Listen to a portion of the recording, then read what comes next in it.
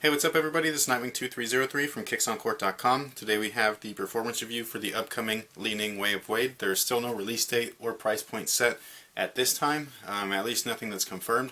So with that being said, let's go ahead and get right into it. I know the DW pattern doesn't look too impressive, but trust me when I say this, you can't judge traction by the way it looks anymore. The rubber itself is very sticky. This is great on clean courts and not that great on dusty ones. If you happen to play on well-maintained courts, then prepare yourself for some awesome coverage. But if you play on a floor that gets cleaned only once a week, then you'll have to at least wipe the soles continuously in order to receive moderate traction. One of the highlights of the outsole is that there's pretty much traction coverage throughout, from top to bottom, left and right. It is everywhere, all the way up to the toe. So the one thing that you are going to be receiving is consistent traction through and through from heel to forefoot. Combine the solid traction on a clean court along with all of the flex grooves that are placed along the shoe, and you'll have yourself one hell of a performer starting from the ground up, which is basically the foundation of the sneaker. I love foam cushion, and while Li-Ning's bounce and cushion foams aren't quite as awesome as Lunarlon and Micro G, it's still pretty damn awesome. This is a much slimmer version of their foam cushion than what I've previously experienced in the Turning Point and Villain, but after playing in them for quite a while, I actually prefer it this way. It does lose a little bit of its bounce with the reduced size and thickness, but your court feel is increased tremendously. And when you have foam cushion that is as good as this, you really don't need it to be too thick in the first place. Just like other foam setups, this setup here absorbs and disperses impact better than anything else that's on the market, and it will be better off for your body and joints in the long term. Yes, it does lack a little bit of the responsiveness that you would typically receive from a cushion that's low profile, such as Zoom Air. But this is solid cushion nonetheless and has long-term benefits, like I was saying before, with that absorbing and impact disbursement with all of that pressure. It's definitely going to be taking care of you for the long term versus something that is very, very targeted like a Zoom unit, which is usually located in the heel and in the forefoot only. The model doesn't feel super cushy right when you first put it on, but the more that you wear it, the better that it gets. And one of the coolest parts about Li-Ning's cushion is that it does last quite a long time when comparing it directly to a more cushioned foam such as Lunarlon or Micro G. Just like EVA from Adidas, this stuff will last you quite a long time without it losing really any of its performance attributes. This is the best materials we've had on a performance sneaker since the LeBron 8 V1. I know that I said previously in the last video that the Air Jordan 23 was the last time I could remember having something this premium place on a shoe, but it was in fact the LeBron 8 V1. Somebody actually corrected me, so thank you for that. If you guys remember from the previous video, this leather is super buttery, it's real premium leather, and it's wonderful. This stuff pretty much requires very limited break-in time, and I'm talking really limited, maybe about 10-15 minutes of actual gameplay. Even though it's super soft and very plush, with the way that they had actually built the last on the shoe, making it a little bit more slender and closer fitting to the foot, that does not affect the performance of this shoe as it features the raw material known as leather. So it wraps around your foot perfectly without losing any of its shape or ability to support your foot during game movements. Bottom line, this shoe pretty much brought the old school way of thinking back into the way performance sneakers are made, and personally I do love this. No, it won't last as long as a TPU based synthetic. TPU, for all of you that don't know, is plastic. But that's the greatest part about having so many performance options available to you, especially nowadays.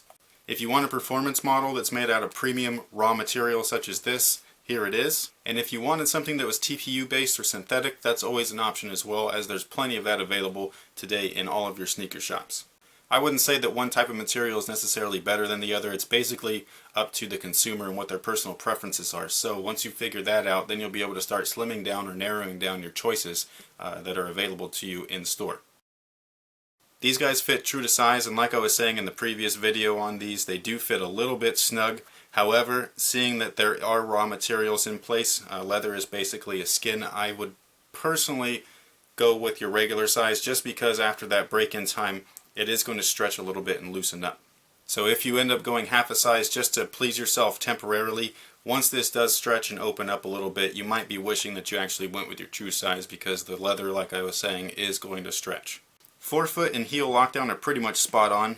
The forefoot fit will loosen up a little bit after you start to break them in, but all you have to do is adjust the laces a little bit, get them a little bit tighter and closer to your foot, and that containment is going to be there. One thing that I love about this shoe is the flex point, which is right here. This allows the top two eyelets to pull your ankle and draw it into the heel of the sneaker, keeping it locked into place while providing you with plenty of motion. So while you are in stride or in transition, you're not going to be restricting any of your ankle movement whatsoever. And that will allow you with free range of motion. The ventilation is pretty minimal, as you can see. So for those of you that absolutely feel that you must have ventilation, this is probably not going to work for you. For the rest of us that don't really have a problem with ventilation, this is going to be just fine, and you might actually really enjoy it. Like I was saying, if you do not need ventilation, if you do not feel that that is important, or that's an attribute that you even look for or consider when purchasing a sneaker, definitely give these guys a try. At the base for support, you have a carbon fiber shank for torsional support and rigidity. The rest of your support is coming from the fit, and like I was saying earlier, this has a very wonderful contained fit, especially if you go true to size. Everything is a little bit snug and narrow. After your break-in time, just readjust that lace and you're going to be perfectly fine. The TPU frame that's along the eye stay area gives you just a little bit of additional support that you really don't get from traditional sneakers that are made out of raw materials such as this. If you look back at 90s sneakers, they don't have this extra support layer to just kind of strengthen everything up while it's wrapped around your foot. So once this is down and tied up tightly, it's not really going to be going anywhere. Overall, traction, cushion, material, and fit are all well above average. The only so-called weak point in this particular model would be their ventilation, and that's typically a personal thing that is really depending on the particular consumer. So if you, again, don't need ventilation, then don't actually worry about that attribute or negative mark on the score. Now, if you're from the 90s era, such as myself, you're going to love how these play. It's going to be kind of a flashback for you. It's going to remind you of back in the day when you used to wear pennies, Air Jordans, anything else, old school chucks with the React juice and all that kind of good stuff. That's pretty much what this is like. If you are a fan of the original Wade series with Converse, again, you're going to like this because they play very similar to that. Now, if you're from the current generation, you're going to get a little bit of a surprise, and you're going to get a little bit of a taste for what we used to play in back in the day in the 90s and even in the late 80s. You're going to get quality, premium raw materials with today's support and fit, along with updated today's cushion, which is something that you guys have already used to.